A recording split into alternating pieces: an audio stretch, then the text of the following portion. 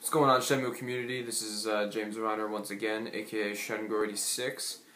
So I wanted to make a follow-up video regarding the bicycle mod that I've been doing with Shenmue 1.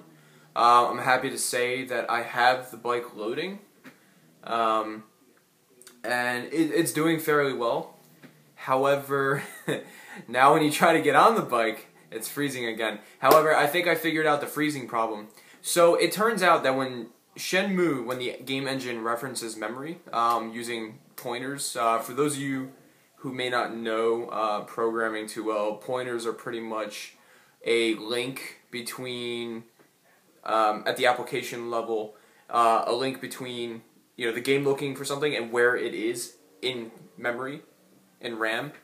So I think what's going on is, although I'm changing the variables, the pointers that exist within the game source code are still pointing to the wrong data. So when it goes and it loads in and out of RAM, it finds the wrong thing, and I think there's some type of security mechanism in place. So now what I have to do is I have to not only change what the variable names are to get the bike to load, but now I also have to change it back somehow. So it's like a swapping method. So what I'm going to try to do is I'm going to attempt to write a script, and unfortunately I'm going to need a cheat device to do it. I really didn't want to use a cheat device, but it turns out to be that way. So what my goal is, I'm going to modify via hex the names of the variables so that it loads the bike, and then I'm going to have to swap RAM memory addresses using GameShark. Now, I don't know if that's possible to do when you only have a user mode availability to do so. If I had kernel mode access, then hell yeah, I could do it. I could make a trainer that'll run in the background and do it. But unfortunately, I'm limited to user mode, which means it's going to be a pain in the ass to do this. So I'm going to go ahead and say that it is about 40% done. I have the bike loading. The bike shows up. Like I said, I'm using Wang's bike from Ichi, and I don't know, it works. The only problem is now when you get on it, it doesn't work. So I think that by fixing one thing, I'm now discovering new things. New things as I go along. Now I think there's something weird with the motion data, but I'm looking into it, and I have another fellow Shenmue hacker who's supplying me information regarding what he has found with the motion data.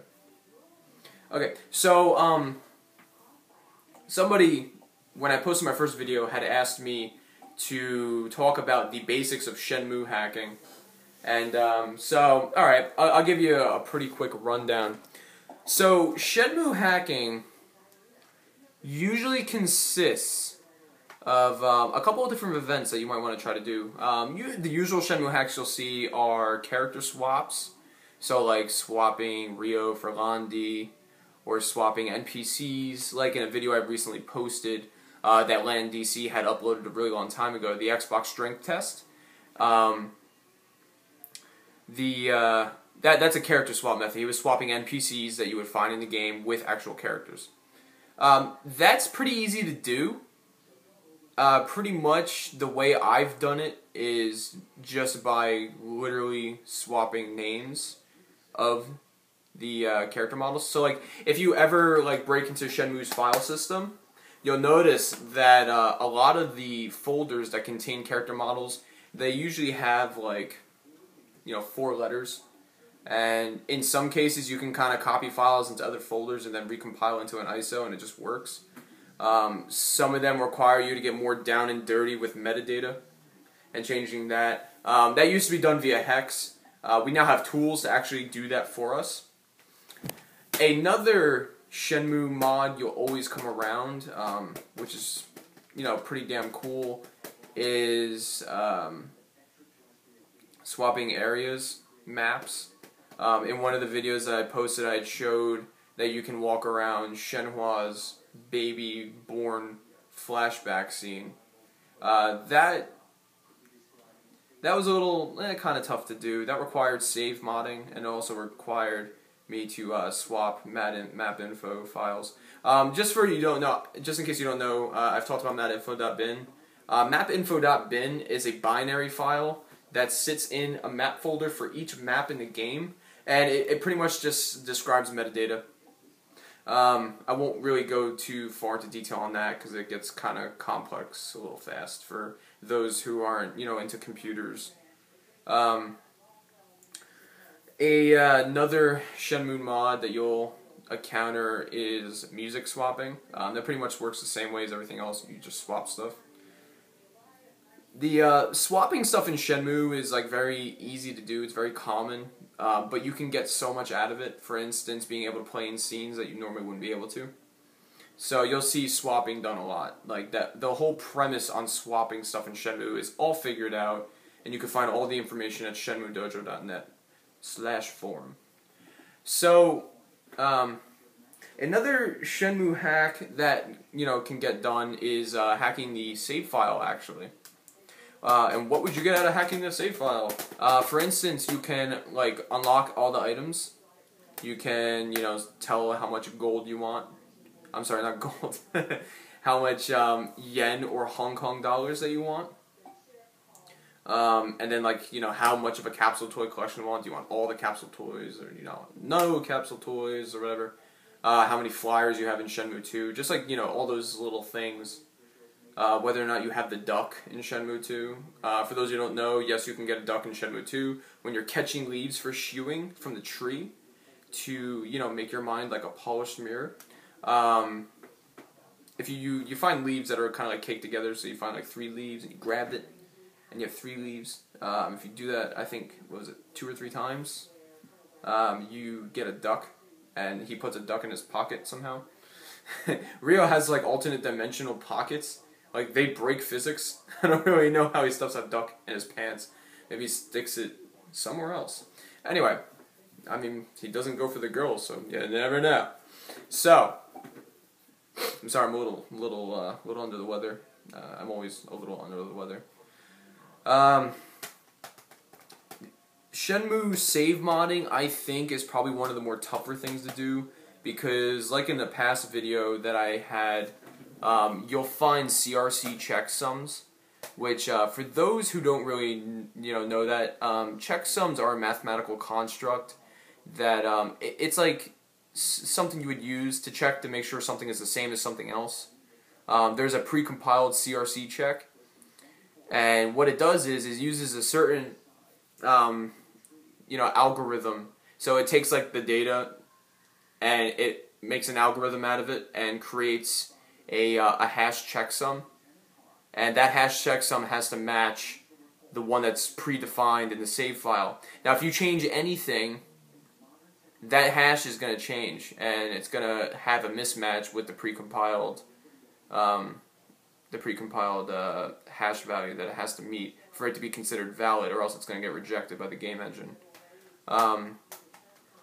That's a little complex. I don't really do save modding too much. The only save modding I like to do is just kind of move Ryo around. There's a tool that was made by Kakuzawa. Not sure if I pronounced that correctly, so I'm sorry if I did. He's a member of Shenmue Dojo. He released a save file editor.